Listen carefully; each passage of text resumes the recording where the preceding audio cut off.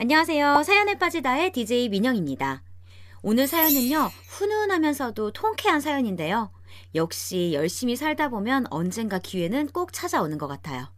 오늘 사연도 재미있게 끝까지 들어주세요.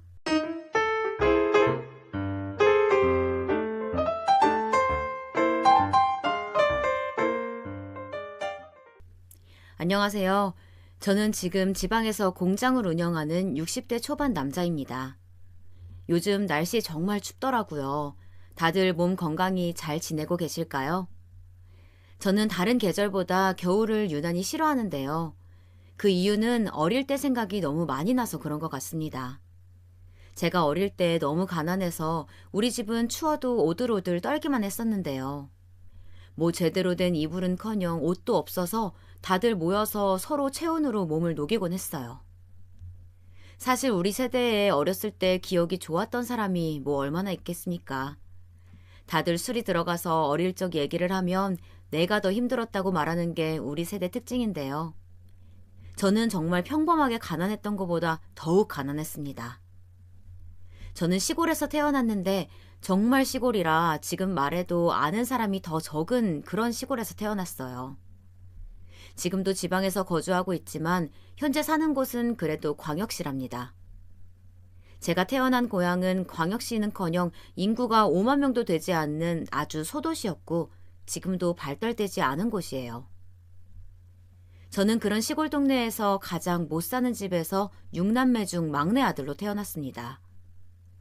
시골에서 태어나신 분들은 아실 텐데 그 못 사는 시골에서도 유난히 특히 더 못 사는 집들이 있어요.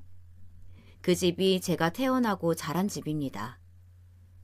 사실 그걸 집이라고 불러도 되는지 모르겠습니다. 문도 있고 방도 있긴 했지만 불법으로 건축한 것이라 여름엔 밖보다 안이 더 덥고 겨울엔 밖이 더 따뜻한 그런 곳이었어요. 그런데 그 좁디 좁은 집에서 6남매가 살았으니 얼마나 비좁았겠어요. 게다가 활용 점정으로 우리 집은 화장실도 없어서 마을에 있는 공용 화장실을 써야 했습니다. 불법으로 개조한 집이니까 화장실이 있을 리가 없죠. 그래서 밤에 자기 전에 식구들끼리 미리 화장실에 다녀오곤 했는데요.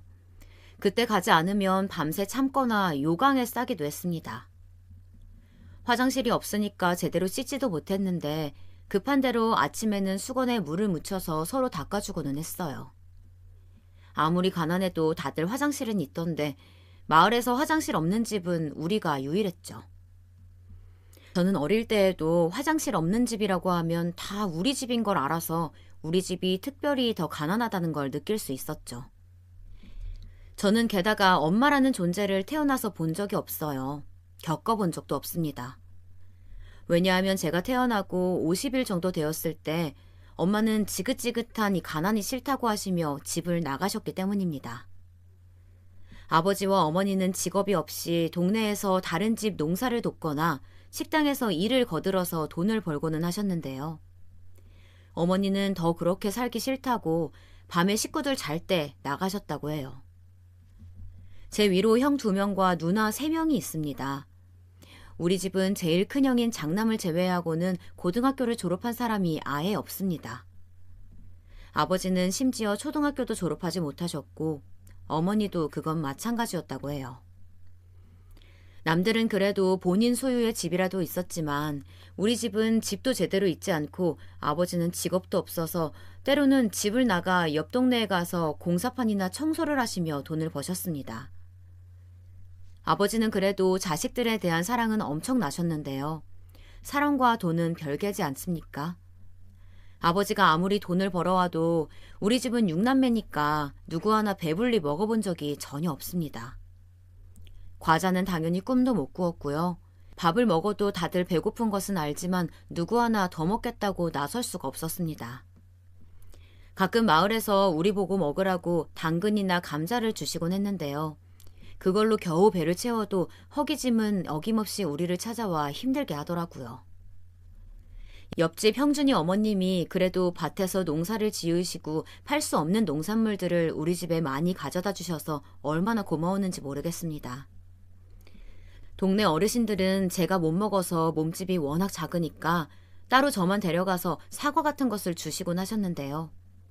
저는 혼자 먹기가 미안해서 집에 가져가서 가족들과 나눠 먹기도 했어요. 아버지는 다른 것보다 우리가 먹지 못하는 게 그렇게 한이 맺히셨다고 합니다. 저는 살면서 제가 성인이 될 때까지 온전한 새 것을 가져본 적이 없어요. 가난하니까 밥도 못 먹어서 안 그래도 마르고 키가 작았었는데 물건들과 옷도 죄다 형들과 누나들이 물려준 것을 사용했었죠. 그렇게 꾀재재한 옷을 입고 다니니까 옷도 금방 다 상해서 옷이 아니고 무슨 거적대기를 입은 모양이었답니다. 누나들과 작은 형도 큰형이 쓰던 것을 물려받았는데 애초에 큰형의 물건이 동네에서 버려진 물건과 옷들을 가져온 거라 상태가 아주 안 좋았어요. 그래도 저는 물건들이나 옷은 그러려니 했습니다. 제가 자라면서 견디기 제일 힘들었던 것은 바로 배고픔이었습니다. 큰형은 고등학교를 상업고등학교를 졸업했는데 졸업하고 바로 취업을 해서 그래도 큰형이 취업을 하니까 그나마 조금 숨통이 트이긴 했어요. 하지만 그래도 여전히 부족했습니다. 워낙 집에 있는 게 없어서 빚을 진 게 많아 벌어도 끝이 없는 생활의 반복이었죠. 누나들은 중학교에 다니다 졸업도 하지 못한 채로 셋 다 공장에 들어가서 일을 하였고 집에 돈을 다 가져왔지만 아버지가 우리를 키우시며 돈을 여기저기 빌리셔서 빚 갚는 데 돈이 다 들어가기도 했습니다. 그래서 우리 식구들은 자라면서 한 명도 배부르게 먹어본 적이 없는데요. 우리 때에는 다 도시락을 가지고 다녔잖아요. 그런데 도시락에 넣을 밥이 없어서 한 명도 도시락을 들고 학교에 간 적이 없답니다. 저는 그나마 누나들이 공장에서 가져온 빵을 한두 개씩 가져가긴 했지만 그것도 매일 있던 일은 아니어서 학교에서 얼마나 배가 고팠는지 모르겠어요. 배가 고파 배에서 소리가 들려서 창피하기도 하고 친구들이 집에서 과일이나 간식을 가져오면 저도 옆에서 나눠주는 것을 먹고는 했지만 나중엔 저만 집에서 아무것도 가지고 오지 않아 민망하기도 했습니다. 점심시간 때에는 가방에서 꺼낼 도시락이 없어서 학교에 있던 식수대에서 물만 죽어라 마시고 먹은 게 없으니 학교에서 집중을 잘 하지도 못했죠. 그나마 저는 막내고 아들이라고 형들과 누나들이 본인 먹을 것을 안 먹고 저를 챙겼는데요. 그래도 부족한 건 마찬가지였습니다. 그래도 초등학교 저학년 때까지는 친구들이 저를 괴롭히거나 놀리지는 않았던 것 같은데 제 인생의 지옥은 10살 때 시작되었습니다. 이름은 형만이었는데 그 친구는 덩치도 또래에 비해 크고 매우 짧은 머리를 가지고 있는 살짝 통통한 친구였습니다. 원래 형만이와는 시골이 다 그렇듯 어릴 때부터 알던 사이였는데요. 우리 아버지가 형만이네 밭에서 일하시고 돈을 못 받은 적이 있었어요. 아버지는 원래 마을에서 일하시고 돈을 받으셨는데 형만이네가 유독 돈을 늦게 주는 경우가 많아 형만이네 집에는 잘 가지 않으셨어요. 그런데 형만이 아버지가 급하다고 아버지를 부르며 돈을 2배로 주겠다고 하니까 아버지는 가서 일주일이 넘게 일을 하셨대요. 그런데 그 돈을 한 달이 지나도 주지 않았답니다. 아버지가 달라고 해도 다음 날에 주겠다고 하면서 한 달을 주지 않으니 아버지도 화가 나서 왜 돈을 안 주냐고 대문 앞에서 소리를 질렀다고 해요. 사람들이 지나가면서 다 쳐다보고 결국 그 일 때문에 아버지가 형만이 아버지와 싸우셨는데 싸움이 격해지면서 아버지가 넘어져 다친 적이 있습니다. 아버지는 정당하게 일한 몫을 받으려고 했던 건데 오히려 다치시고 돈도 받지 못하고 집에 돌아오시게 된 거죠. 그걸 보고 형들이 형만이네 가서 왜 우리 아버지 일당을 안 주냐고 따져 결국 형만이 아저씨한테 돈을 받아왔는데 그 이후로 형만이네는 우리 집을 아주 극도로 싫어했어요. 동네에 소문을 내고 우리 집을 집중적으로 따돌리고 괴롭혀서 안 그래도 힘들게 살던 우리 집이 더 힘들어졌습니다.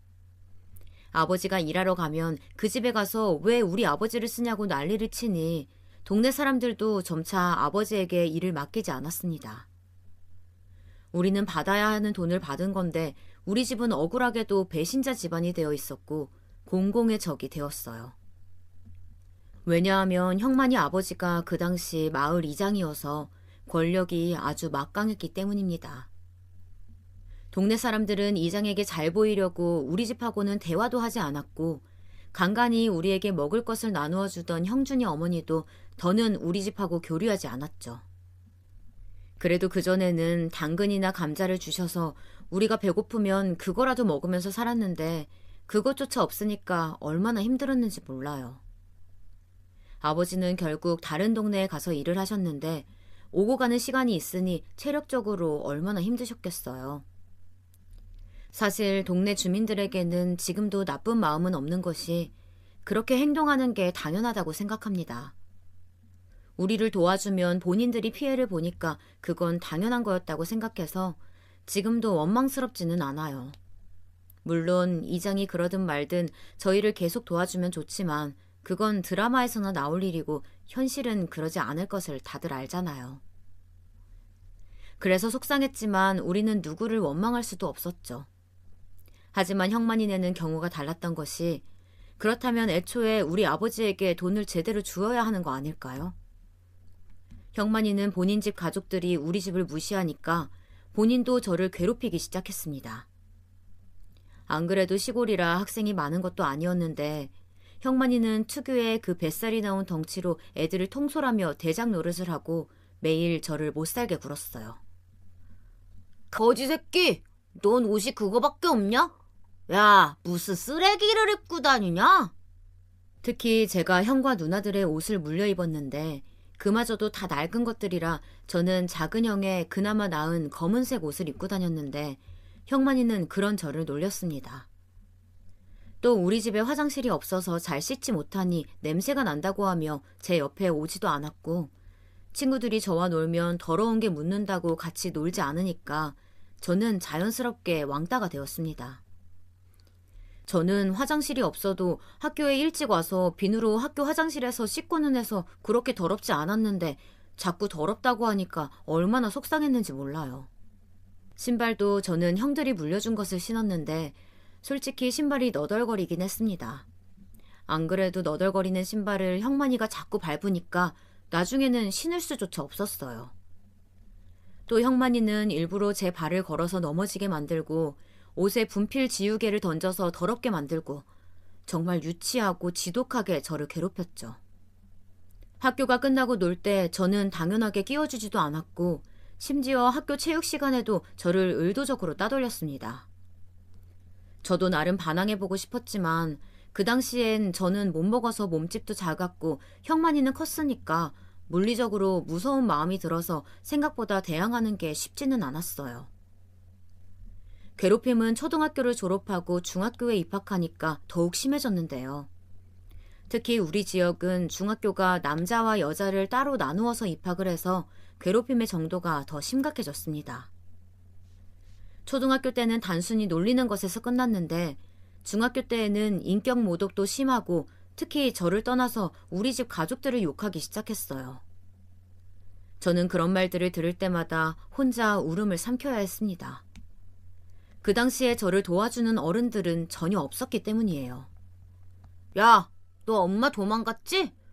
너희 집 가난해서 그런 거잖아. 너희 아빠 아직도 남의 집에서 일하냐?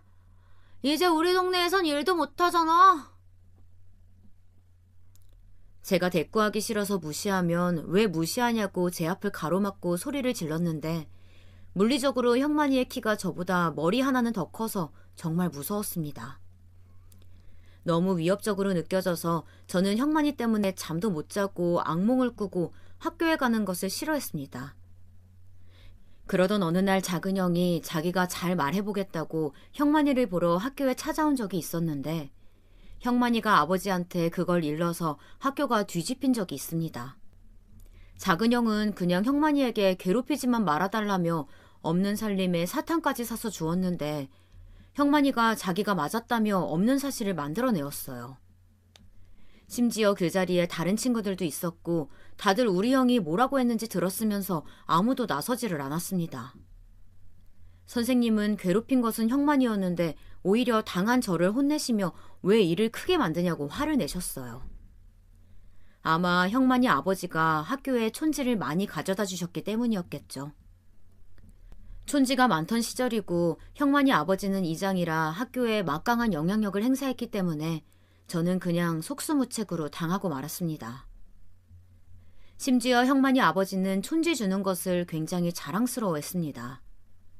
선생님들은 제가 뻔히 학교에서 괴롭힘 당하는 것을 보아도 모른 척 하시며 오히려 형만이를 더 챙기시고는 하셨죠. 그때 받은 상처는 아직도 잊지 못하겠더라고요. 그 일이 있고 나서 형만이 아버지는 저한테도 와서 형만이 괴롭히면 가만 안 둔다고 하셨는데 저는 속으로 괴롭힌 건 제가 아니라 아저씨네 아들이라고 말하고 싶었습니다. 형은 저에게 오히려 미안하다고 사과했는데 저는 그때부터였을까요? 가난에 대해 한이 맺히기 시작하며 반드시 성공해야겠다고 생각했습니다. 그 뒤로 저는 저를 싫어하던 선생님들의 눈초리도 견디고 형만이의 괴롭힘도 견디며 죽어라 공부하기 시작했어요. 제가 공부해서 성적이 좋게 나오니까 저를 좋게 봐주시던 선생님도 계셨고 다른 친구들도 슬며시 저에게 조금씩 다가오기 시작했습니다. 저는 그 덕분에 집에서 잠도 자지 않고 공부를 열심히 하기 시작했어요. 저에게 중학교 시절 공부는 절박함이었습니다. 형들과 누나는 우리 집에서 유일하게 공부하는 사람이 나타났다고 없는 돈을 모아 저를 도와주었고 저는 고등학교에 진학하게 되었습니다.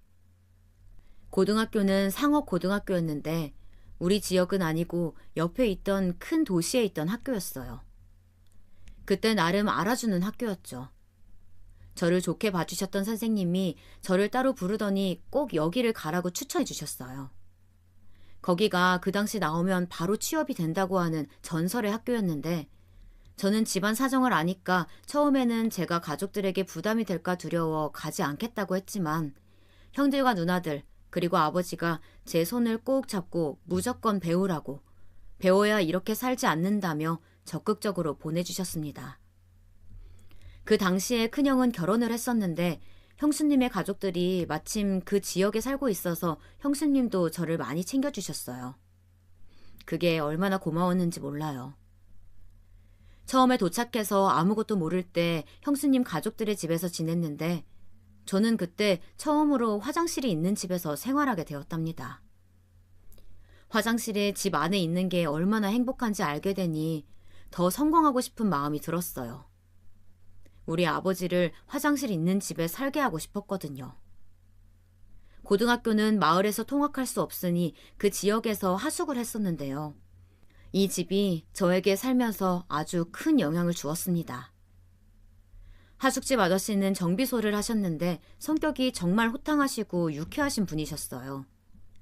아줌마는 억세고 드셌지만 누구보다 정이 많아서 저를 얼마나 챙겨주셨는지 모르겠어요. 제가 엄마가 없어서 처음에 오히려 아저씨가 훨씬 편했는데 제 사정을 듣더니 아주머니는 정말 엄마의 손길로 저를 돌봐주셨습니다. 그 집에는 초등학생 아들이 하나 있었는데 되게 숫기가 없고 내성적이라 일부러 하숙생을 구했다고 하셨어요. 저는 집에서 막내로 자랐고 형과 누나들이 많아 형들이 저한테 해줬던 것처럼 그 집 아들, 이름은 진수를 대했는데요. 진수는 금세 저를 친형처럼 따랐습니다. 우리 집이 워낙 가난해서 사실 하숙 비용도 누나들과 형들이 공장에서 번 돈을 모아 주었는데 하숙집 아주머니와 아저씨는 제 사정을 듣더니 비용을 반으로 깎아주셨어요. 그리고 저보고 하고 다니는 것이 중요하다고 아주머니가 자기 돈으로 저에게 시장에 가서 옷도 사주셨는데 사실 하숙집도 그렇게 넉넉하신 형편은 아니었거든요. 그런데 저한테 그렇게 대해주시고 제가 나중에 형만이 얘기를 하며 그때 당했던 것들을 얘기하니까 아저씨는 화끈하게 그 새끼 당장 여기로 데리고 오라고 저에게 노발대발하기도 하셨습니다.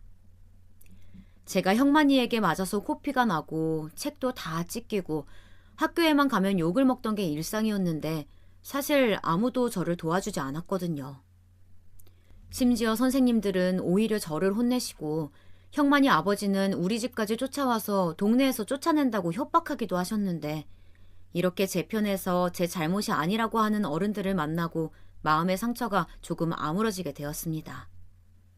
그리고 저는 가족들이 힘들게 저를 이렇게 고등학교에 보내고 공부를 시켜주는 거니까 정말 열심히 공부를 했는데요. 고등학교 선생님들은 그런 저를 너무 예뻐해 주시며 도움을 많이 주셨습니다. 제가 돈이 없는 것을 알고 1학년 때 담임 선생님은 학비를 대신 내주시기도 하셨고 3학년 때 담임 선생님은 장학금도 알아봐 주시기도 하셨죠. 담임이 아닌 선생님들도 제가 학교에 제일 일찍 등교해서 공부를 하니까 너무 예쁘다고 문제집과 공책을 선물로 주시며 계속 이렇게 열심히 살라고 하셨어요. 덕분에 저는 고등학교 내내 전교 1등을 했습니다.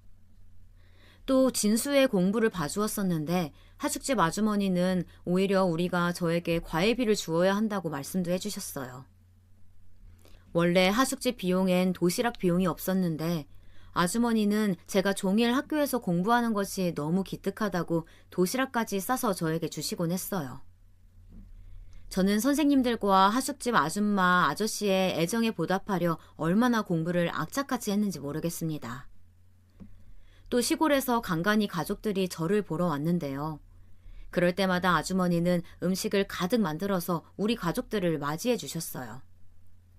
우리 가족들도 너무 감사하다고 올 때마다 손에 바리바리 없는 살림에 자꾸 뭘 들고 오니까 나중에는 서로 이러지 말라고 할 정도였답니다.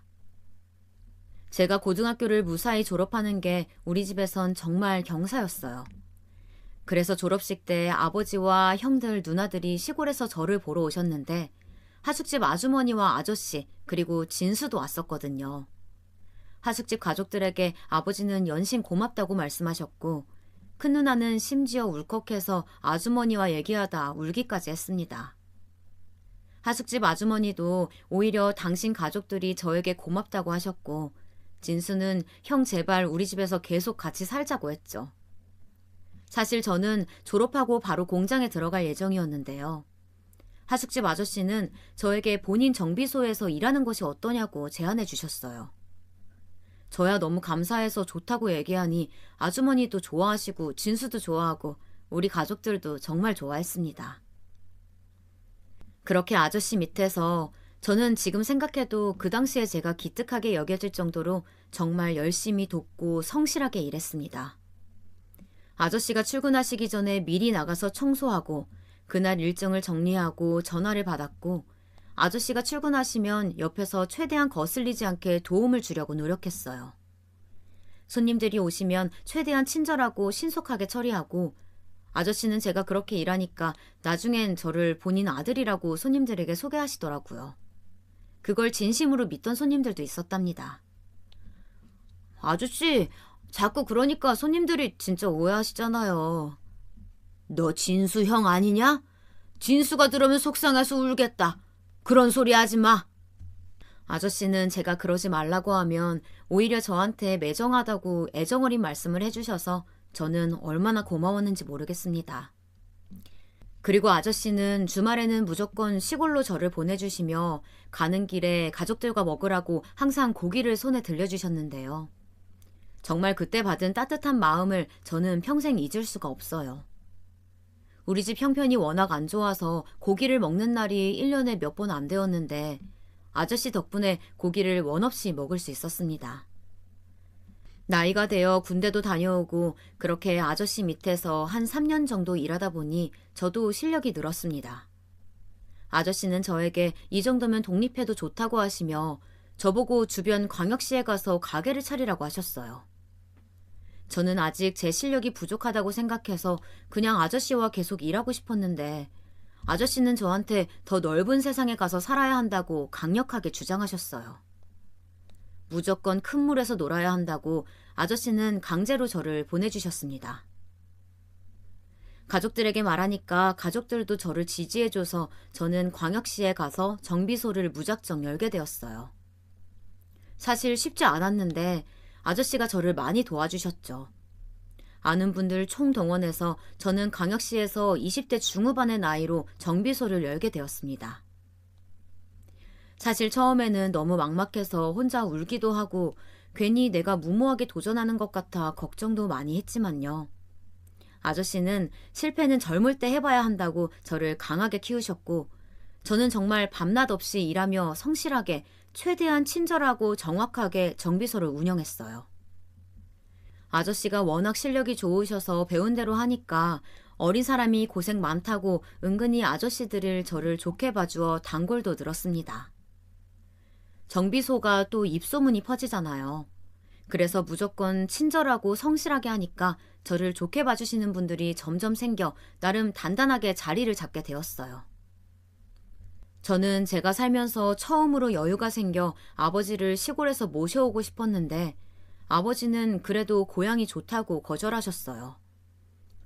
그렇게 동네 사람들에게 배신당한 적도 있고 괴롭힘도 당했으면서 아버지는 고향에서 사는 것을 원하시더라고요.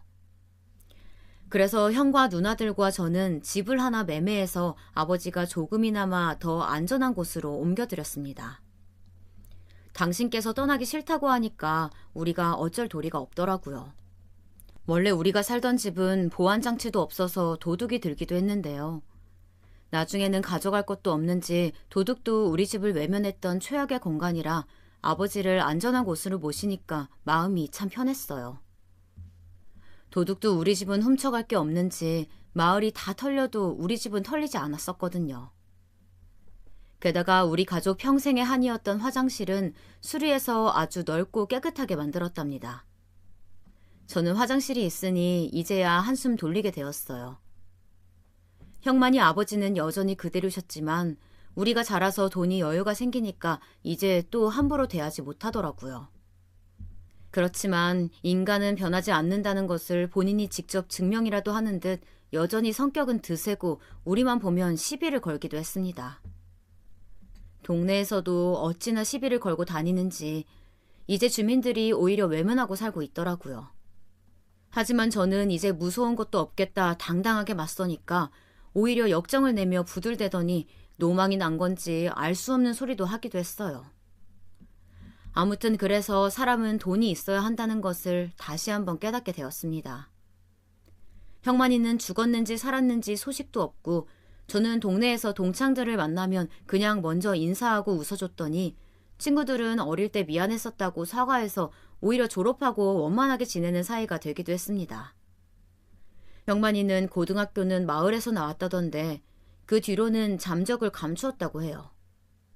그래도 우리 집 가족들이 비록 가난하긴 했지만 그렇다고 남을 괴롭히거나 그런 적은 없어서 동네에서도 예전처럼 우리 집을 비난하거나 그러진 않았어요. 그래도 제 마음속에는 여전히 이장과 형만이에 대한 원망이 자리 잡혀 있었고 마음속에 깊숙이 원망을 담아두고 살았습니다. 저는 광역시에서 그렇게 자리 잡고 살고 있다가 단골 아저씨가 저에게 따님을 만나보라고 하셔서 진짜 그냥 호기심에 만나러 나갔었는데요. 저는 그 아가씨에게 첫눈에 반하게 되었습니다. 다행히 그분도 저를 마음에 들어 하셨고 우리는 결혼까지 하게 되었어요. 장인어른은 사실 그냥 제안한 건데 우리가 결혼할 줄은 몰랐다며 당황스럽지만 축하한다고 적극적으로 밀어주셨습니다. 제가 결혼한다고 하숙집에 알리니까 아저씨와 아주머니는 경사 났다고 축의금도 정말 많이 내주셨고요. 진수도 저에게 형 진심으로 축하한다고 말하며 축복해 주었어요. 우리 가족들도 당연히 제 결혼을 반겼고 다행히 아내 집안에서도 제가 성실하고 돈을 잘 번다고 환영해 주셔서 우리는 양가 가족들의 축하를 받으며 아무 탈 없이 결혼할 수 있었습니다. 저는 아내를 만난 것이 인생의 행운이라고 생각하는데요. 아내를 만나고 결혼 생활을 시작하고 제 정비소는 훨씬 더 잘 되기 시작했기 때문입니다. 그 전에도 사실 돈을 못 버는 건 아니었는데 결혼하고 나서는 너무 잘 되어서 아내까지 나와서 제 일을 도울 지경이었어요. 장인어른에게 감사하다고 하니까 오히려 자기가 사람을 잘 봤다고 좋아하셨고 이렇게 제가 잘 살 수 있는 것도 다 하숙집 아저씨와 고등학교 선생님들 덕분이라 저는 잘 될수록 그분들을 찾아가서 감사를 표시했습니다. 받은 건 돌려줘야 한다고 아버지가 꼭 가르치셨기 때문에 저는 잊지 않고 찾아갔어요. 가면서 마음이 어찌나 설레던지 모르겠습니다. 백화점에 가서 비싼 선물을 꼭 들고 갔는데 너무나도 좋은 어른들이라 제가 찾아가면 본인들은 한 게 없다고 저에게 너무 잘 됐다고 하셨고 특히 고등학교 1학년 때 담임 선생님은 여자 선생님이셨는데 제 손을 꼭 잡고 그동안 고생 많았다고 말하며 우시기도 하셨어요. 저는 정말 많이 챙겨주셨던 분들이라 저도 울컥해서 선생님을 끌어안아 같이 울었습니다. 이상하게 다 자랐는데도 선생님들을 보면 제가 어린 학생이 된 기분이 들더라고요. 선생님들은 저보고 그렇게 열심히 공부하던 것을 보면 당연히 제가 이렇게 성공할 줄 알았다며 어렸을 때부터 성실하고 예뻤다고 여전히 칭찬을 많이 해주셨어요. 저는 그때 받은 은혜들을 지나칠 수 없어 몇 배로 돌려주고 싶었는데 끝까지 거절하셔서 그럼 차라리 저처럼 가난한 아이들에게 기부하시라고 했더니 너무 좋아하시더라고요.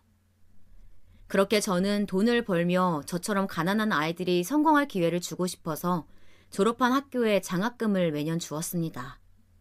장학금을 받은 아이들이 저에게 고맙다고 따로 연락이 왔던 적도 있었는데 살면서 그렇게 뿌듯했던 적은 없는 것 같아요. 저는 그냥 받은 애정에 보답했을 뿐인데 다들 저보고 대단하다고 해주니 쑥스럽기도 했습니다.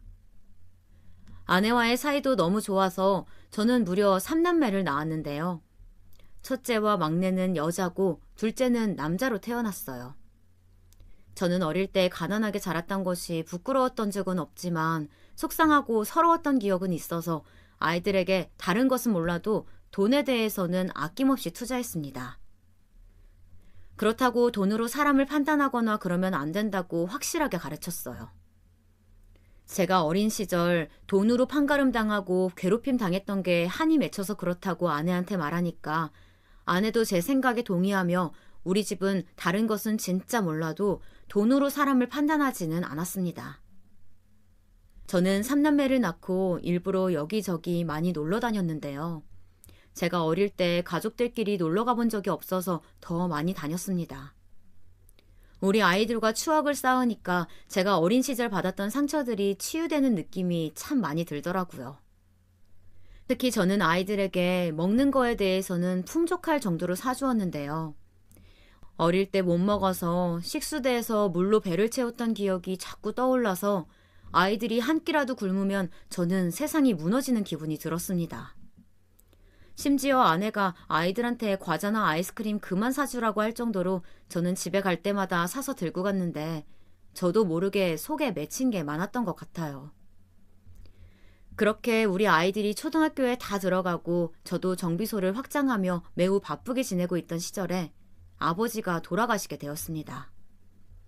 나이도 많이 드셨고 워낙 고생을 많이 하셨기 때문에 병원에서는 손 쓸 도리가 없다고 하더라고요. 특별한 병명이 있는 것도 아니고 노환이었어요. 아버지를 생각하면 너무 아직도 그립고 감사한 마음이 드는데 저였으면 사실 6남매를 혼자 키울 수 없었을 것 같습니다. 직업도 없고 집도 도둑도 다 피해갈 집이었는데 어떻게 아이 6명을 키우겠습니까?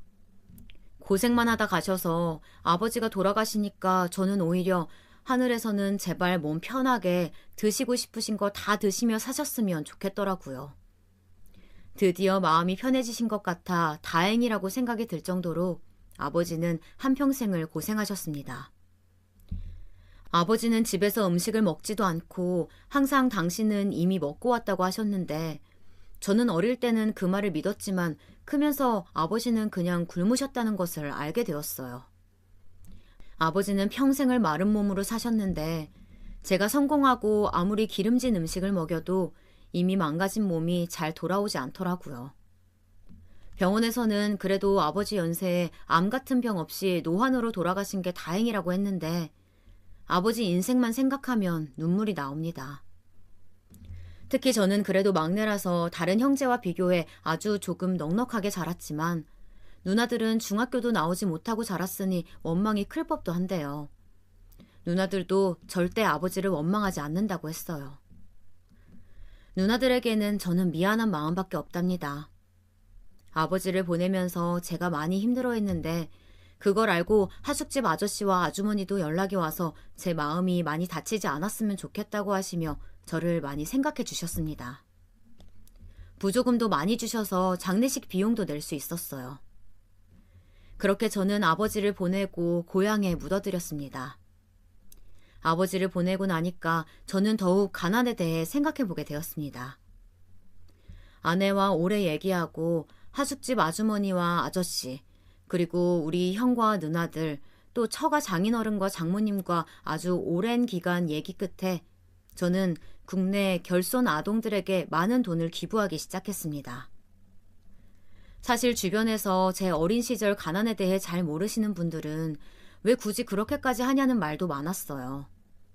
하지만 저는 관아는 제가 아니고 포기하지 않으면 그래도 평범하게 살 수 있다는 약간의 희망이라도 주고 싶었어요. 정말 다행히 제 의견에 아내는 동참해 주었고요. 그 뒤로 시청에도 연락해서 도움을 많이 주었는데 제 생각보다 아직도 제 어린 시절처럼 가난하게 크는 아이들이 많아서 충격을 받게 되었죠. 사실 제가 어렸을 때는 워낙 한국 사회가 다 못 살았고 가난한 사람이 대부분이었으니까요. 하지만 지금은 사회도 고도로 발달되었고 잘 사는 사람이 많지 않습니까? 그런데 조금만 주위를 둘러봐도 아직 가난해서 밥도 제대로 먹지 못하는 아이들이 매우 많더라고요. 아내와 저는 아이들 위주로 봉사도 하기 시작했습니다. 보육원에도 자주 가고 지역단체와 연락해서 최대한 굶는 아이들이 없었으면 좋겠다고 생각하며 지냈는데 무언가 바라고 시작한 것은 아니었지만 다행히 주변에서도 저희 부부를 좋게 봐주었어요. 처음에 우리한테 굳이 왜 그런 수고를 하냐고 했던 분들도 우리가 꾸준히 봉사하니 진심 대단하다고 해주셨죠. 그리고 우리 아이들, 3남매가 초등학교에 들어가고 나서는 아이들도 같이 봉사에 다녔습니다. 덕분에 우리 아이들도 남을 돕고 사는 것이 익숙해졌고 대학에 진학해서도 교육봉사를 하며 아동들을 돌보기도 했어요. 저는 아이들이 중고등학교에 다닐 때 정비소가 커지면서 저는 다른 사업도 하기 시작했는데요. 공장에서 자동차 부품을 생산하는 것을 용기 내어 시작하게 되었습니다. 매번 생각만 하다가 아주 좋은 기회로 운영을 시작했는데 생각보다 이익이 높아서 정말 다행이었답니다. 회사를 설립하기 전에 하숙집 아저씨에게도 조언을 구하고 분야는 달랐지만 공장에서 일했던 우리 형들과 누나들한테 묻기도 하며 매우 최선을 다했더니 하늘이 도와주셨어요. 제가 공장을 열고 잘 나갈 때 다시 시련이 한번 찾아오게 되는데요. 바로 하숙집 아주머니가 크게 아프기 시작하셨습니다. 저에게 하숙집 아주머니는 엄마라고 여길 만큼 저를 아주 세심하게 챙겨주셨기 때문에 저도 당연히 아주머니의 병원비를 부담했는데 하숙집 아저씨는 연신 고맙다고 하셨어요. 저는 어렸던 저에게 베푸셨던 애정에 보답하는 거라고 했더니 아저씨는 당신이 뭘 한 게 있다고 이렇게 잘해주냐고 처음으로 눈물을 보이시기도 했습니다. 진수도 챙기고 저는 시간 나면 아주머니를 꼭 뵈러 갔는데요. 갈 때마다 아주머니는 저에게 뭘 오냐고 고맙다고 말씀해 주셨어요. 저는 최대한 도움이 되고 싶어서 용돈도 많이 드리고 말동무도 해주었습니다. 아주머니는 그렇게 한 몇 년을 병마와 싸우시다 돌아가셨는데요. 그때 얼마나 울었는지 모르겠어요. 제가 아무것도 모른 채로 낯선 지역에 왔을 때 엄마처럼 돌봐주셨던 분이라 아주머니가 돌아가시고 나서 한동안은 가게를 열지도 못했습니다. 받았던 애정이 너무 크고 깊어서 도저히 아픔이 쉽게 사라지지 않았어요. 너무 울면 머리가 아프다는 것을 그때 알게 되었는데 아주머니가 돌아가시기 전에 우리 아이들에게 꼭 저처럼 훌륭하게 자라라고 하셨거든요. 가난하고 볼품 없었던 고등학생이었던 저를 이렇게 성장시키고 성공하게 만드신 것은 이런 좋은 어른들이었기 때문에 저는 그 뒤로 더욱 사회에 공헌하며 살아야겠다고 마음먹었습니다. 기부도 많이 하니까 나중에는 시청에서 제 이름을 따서 장학금까지 만들게 되었어요. 그러면서 동시에 도대체 형만이 아버지와 형만이는 나에게 왜 그랬을까 생각을 하기도 했어요. 잊었다고 생각했는데 전혀 아니더라고요. 이미 저는 잘 살고 먹고 싶은 것도 마음껏 먹고 옷도 하나만 입고 다니지 않는데도 살다가 문득 생각이 나면 울컥하는 마음이 없어지지를 않더라고요. 제가 어렸을 때 가난해서 괴롭힘을 심하게 당하고 모멸감을 느꼈던 것을 우리 아이들과 아내도 아는데요. 심지어 제가 잘 때 잠꼬대로 말을 하기도 한답니다. 여보, 그때 당했던 거 아직도 마음 깊게 남아있나 봐. 당신 잘 때 막 소리 지를 때도 있어. 울분에 찬 듯이. 나는 괜찮은데 여보 상태가 너무 걱정돼. 내가? 내가 자면서 그런다고? 음, 갑자기 몸을 반쯤 일으키더니 허공을 향해서 소리를 지르더라고. 내가 말 걸어도 듣지도 못하고 몸을 부들부들 떠는데 옆에서 보면서 너무 안쓰러웠어. 아내가 진심으로 제가 걱정되어 병원에 가보는 것이 어떠냐고 제안할 정도로 저는 그 어린 시절이 트라우마로 깊게 남아 있었어요. 저는 잊으려고 노력했지만 잊고 싶을수록 생각이 더 나서 힘들었죠. 그래서 최대한 일도 많이 하고 가족들과 시간을 같이 지내며 다른 기억으로 그 기억을 없애려고 노력했습니다. 저와 아내는 아이들에게 공부를 심하게 시킬 계획이 없었어요.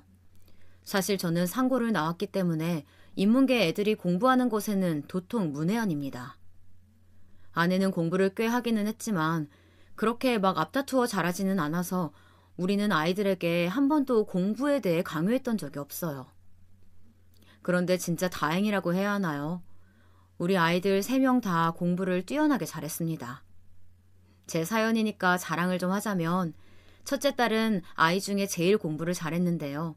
무려 의대에 진학해서 지금은 의사로 일하고 있어요. 어렸을 때부터 순하고 착해서 저와 아내가 바쁘면 혼자 동생들도 챙기며 의젓하게 자랐는데 공부까지 잘해서 얼마나 예쁘고 자랑스러운지 모르겠습니다. 첫째는 지금 대학에서 만난 의사 남편과 둘이 부부 의사로 우리 집 근처에서 살고 있어요. 사위도 얼마나 성실한지 그 둘을 보고 있으면 안 먹어도 배부르다는 말이 무슨 뜻인지 알겠습니다. 둘째는 유일한 아들인데요. 누나와 동생과 비교해 많이 까불기는 했어요. 남자아이라 활동량부터가 달랐고 먹는 양도 차이가 났습니다. 또 어찌나 산만하던지 거짓말 안 하고 잠을 잘 때를 제외하고는 종일 떠들고 뛰어다니더라고요. 아들은 아무리 제가 몸으로 놀아줘도 지치는 법을 모르는 상태였어요. 일부러 일하는 곳에 데려가 체력을 빼도 전혀 지치는 법이 없었죠. 그래서 아내와 저는 아들한테는 공부를 기대 안 했었는데 의외로 고등학교에 가더니 공부를 열심히 해서 지금은 변호사입니다. 중학교 때까지는 분명 반에서 공부를 못하는 축이었는데 고등학교에 가더니 정신 차리고 공부하기 시작했어요. 나중에 듣기론 첫사랑이 공부 못하는 사람이 싫다고 그래서 그랬다고 하네요. 아들은 고등학교 때 만났던 첫사랑과 결혼을 했는데 저도 이미 알던 아이였고 정말 참하고 착한 여자라 둘이 결혼한다고 했을 때 저와 아내는 환영했어요. 다만 며느리 집안 사정이 좋지 않아서 처음에 며느리가 마음고생을 하는 것 같길래 제가 따로 불러 돈은 전혀 걱정하지 말라고 했습니다. 사람이 중요하지 어디 가난이 중요한가요? 물론 돈은 분명 중요하고 저도 누구보다 돈의 필요성을 잘 알고 있어요. 하지만 적어도 우리 가족은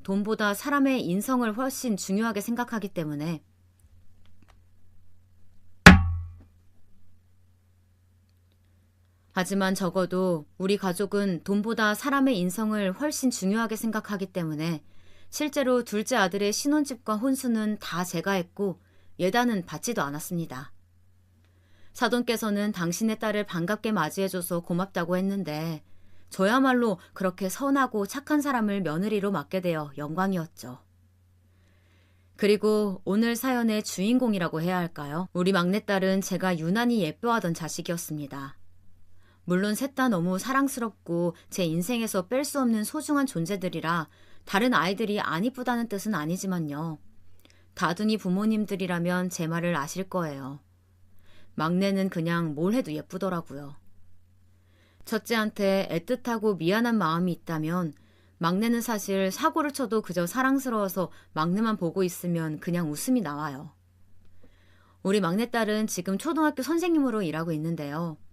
이것도 저와 아내가 막내가 어릴 때 보육원 봉사에 데리고 다녔던 영향이라고 본인이 말하더라고요. 막내딸도 결혼할 시기가 와서 우리에게 말을 꺼냈는데요. 예비사위는 농사를 짓는다고 하더라고요. 사실 저는 처음에 놀랐어요. 농사가 나빠서가 아니고 요즘 시대에 젊은 사람이 농사를 짓는다는 게 신기해서 도대체 어떤 사람이 사위가 될지 궁금했습니다. 그래서 막내딸이 사위를 집으로 데려온 데서 봤더니 사실 아내와 저는 막내 사위가 그렇게 달갑지는 않았어요.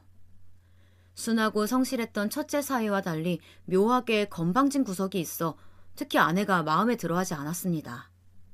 눈빛이 마음에 들지 않는다며 아내가 얼마나 욕을 했는지 몰라요. 그런데 막내로 자라 철이 없던 막내딸은 그런 모습이 당당하고 멋있다며 결혼하고 싶다고 했죠. 자식 이기는 부모 없잖아요. 마음에 안 들어도 본인이 좋다는데 뭐 어쩌겠나요. 본인이 알아서 책임진다고 딸이 강력하게 주장을 하길래 알겠다고 하고 상견례 전에 아이들을 통해 본격적으로 결혼 준비를 시작하는데 사위가 본인 집에 돈이 없다고 하더래요. 아내는 안 그래도 마음에 안 드는데 돈까지 없다고 계속 옆에서 불만을 제기했고 딸은 그럴수록 더 결혼하면 괜찮을 거라고 고집을 부려서 한동안 머리가 너무 아팠습니다. 중간에서 아내와 딸의 의견을 적당히 조율하느라 머리가 터지는 줄 알았어요. 그런데 한술 더 떠서 심지어 사위는 집에 빚까지 있다고 말하더라고요. 저는 아이들을 키우면서 절대 안 된다는 말은 하지 않았는데 이번만큼은 막내에게 결혼을 다시 생각해보라고 했더니 막내는 사람은 괜찮다고 자꾸 저와 아내가 선입견에 빠졌다고 했습니다. 결국 또 막내의 의견에 따르기로 하고 우리 집에서 신혼집 비용을 대주기로 하며 상견례를 잡게 되었습니다. 아내는 상견례 식당으로 가는 길에도 이 결혼은 없는 걸로 하고 싶다고 저를 꼬드겼는데 저도 마음 같아선 당장 없고 싶었어요. 하지만 아이가 좋다는데 어쩌겠습니까. 그렇게 착잡한 마음을 가지고 예약한 한식당에 갔는데 심지어 사도는 약속했던 시간보다 40분을 늦게 왔습니다. 아내는 옆에서 딸에게 당장 이 결혼 엎으라고 난리고 저는 그래도 얼굴은 보고 가야 하지 않겠냐고 간신히 달래고 있었는데 그때 문을 열고 예비 사위와 그 부모님이 방으로 들어오셨습니다. 늦어서 죄송하다고 하면서 들어오는데 저는 우리 딸의 예비 시아버지 얼굴을 보고 얼음처럼 굳어버렸어요. 바로 예비 시아버지는 형만이었습니다.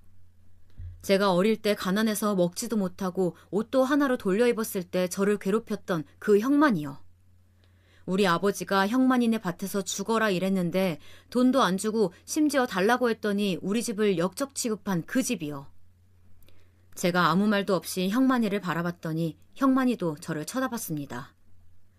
저는 그 얼굴을 살면서 잊은 적이 없어서 딱 보자마자 알아챘는데요. 형만이는 고개를 갸웃거리더군요. 사실 그것조차 너무 화가 났던 게 피해자는 가해자를 평생 원망하며 살았는데 막상 가해자는 두 발 뻗고 잘 살고 있었다는 거잖아요. 진짜 기가 차고 살면서 마주친 날이 있을까 싶었는데 무려 상견례 자리에서 마주치다니 세상 정말 좁습니다. 기억 안 나? 나 현철이다.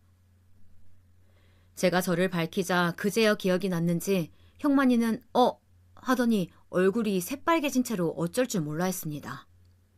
저도 도저히 진정되지 않아서 얼굴이 새빨개지고 온몸을 부들거리니까 아내가 저한테 왜 그러냐고 속삭였고 저는 거기 있는 사람들 보고 들으라는 듯 크게 말했습니다.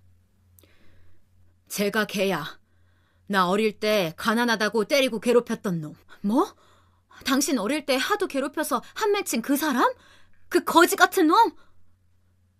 거지 같은 집과는 절대 연을 못 맺어. 파혼해. 우리 딸을 저딴 집에 보낼 수는 없지. 당연하지.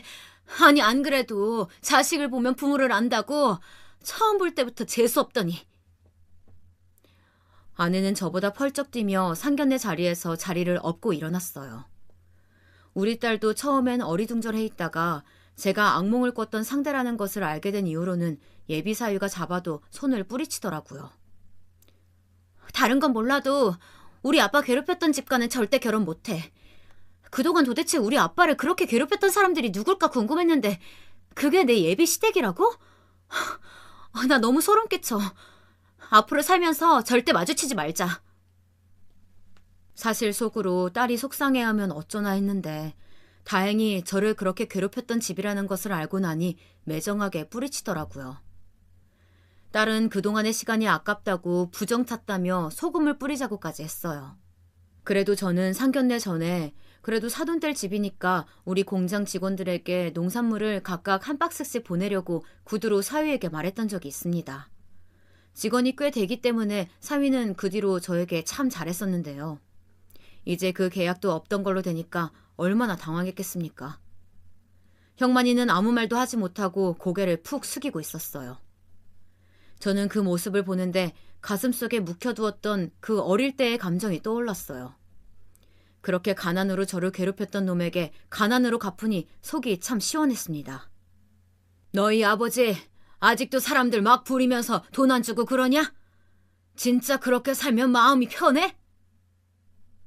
우리 아버지는 너희 집 때문에 동네에서 그 모멸을 당했는데 라는 뒷말은 혼자 속으로 삼켰지만 저 말을 내뱉는 기분은 진짜 하늘을 난다면 그런 기분일까 생각이 들 정도로 통쾌하더라고요. 그렇게 큰 덩치로 저를 깔아뭉개던 어릴 적의 형만이는 어디로 가고 지금은 아무 말도 못하고 온몸이 새빨개진 채 고개를 숙이고 제 눈도 제대로 쳐다보지 못하는 모습만 남아있는지 기가 막혔습니다. 진짜 그 모습을 찍어서 평생 보고 싶을 정도로 인상 깊더라고요. 입이 있으면 말을 해봐라. 내가 가난했던 건 맞지만 너에게 뭘 잘못했었냐? 가난이 죄야? 화장실 없던 집에 살던 내가 너한테 무슨 피해를 줬는데? 급기야 예비사위가 저를 말렸지만 한번 터진 입은 막을 수가 없었어요. 마치 그건 어렸던 제가 말하는 것 같았습니다. 예비사위의 엄마도 저보고 왜 그러냐고 따지는데 저는 그분께 악감정은 없지만 그냥 있는 대로 말해주었어요. 당신 옆에 있는 그 남편, 나 어릴 때 가난하다고 때리고 괴롭혔던 놈인데 왜 자기 가족들한테는 잘해줍니까? 저한테는 냄새 난다고 옆에도 못 오게 했는데 어디 좀 사시는 집인가 봐요? 형만이는 진짜 그 순간에 말 한마디를 안 하더라고요. 그리고 저는 딸의 손을 잡고 상견례 가게를 나와 차에 탔는데 순간 긴장이 다 내려갔지만 쉽게 진정은 되지 않았습니다. 딸과 아내가 저에게 괜찮냐고 물었는데 저는 왜 이렇게 눈물이 주룩주룩 나던지 모르겠습니다. 한평생 맺혔던 한이 풀리던 날이라 그랬을까요? 돌아가신 우리 아버지 생각이 자꾸 나서 저는 운전을 하지도 못하고 조수석에서 얼마나 울었는지요. 딸도 저에게 이상한 놈 데려와서 미안하다고 하는데 저는 오히려 딸에게 고마웠습니다. 덕분에 이렇게 평생의 숙제를 해결할 수 있었으니까요. 매번 저는 밤에 생각이 나면 어떻게 대해야 할지 고민했었는데 이렇게 통쾌하게 복수하고 나니까 너무 후련해서 미칠 것 같았습니다. 저는 집으로 돌아와 형과 누나들에게 이 소식을 전했고 다들 듣자마자 너무 좋아하면서 저에게 잘했다고 하더군요. 특히 둘째 누나는 저에게 막내가 역시 복덩이라고 하던데 제가 집에서 막내 아들이라 우리 막내딸이 사촌들 사이에서도 제일 막내거든요. 그래서 어렸을 때부터 사촌 언니와 오빠들이 매우 많았죠. 제가 자랐던 것 이상의 사랑을 받고 자란 소중한 내 자식인데 저런 형만이네와 결혼할 뻔했다니 아직도 소름이 돋습니다. 그렇게 결혼은 없던 일이 되었고 저는 저 일이 있고 나서 한동안 너무 통쾌해 혼자 싱글벙글 웃으며 다녔습니다. 딸이 전해준 얘기론 남자친구에게 연락이 오긴 했다고 하는데 상대하기 싫어서 바로 차단했다고 하네요. 저는 형만이가 저를 보고 찍소리 못하는 날이 올 거라고는 어렸을 때부터 상상하지도 못했는데 진짜 감회가 새롭습니다. 딸은 워낙 똑똑해서 바로 새로운 남자친구를 구했고 그 청년은 듬직해서 우리 아내가 얼마나 마음에 들어하는지 모르겠어요. 그리고 저는 이제 악몽도 꾸지 않고 가끔 속에서 올라오던 한이 드디어 없어지게 되었답니다. 일상적으로 생활하다가도 울분이 터져서 저도 모르게 숨이 가빠오던 날이 있었는데 이제는 그런 현상이 전혀 없어졌어요. 그래서 살면서 지금이 마음이 제일 편합니다. 가족들도 행복하게 살고 있고 하숙집 아저씨와 진수와도 여전히 연을 이어가고 있어요. 저는 이제 과거는 잊고 소중한 제 인연들을 지키며 앞으로도 행복하게 살려고 합니다. 여기까지가 제 사연인데 어떻게 잘 들으셨는지 모르겠습니다.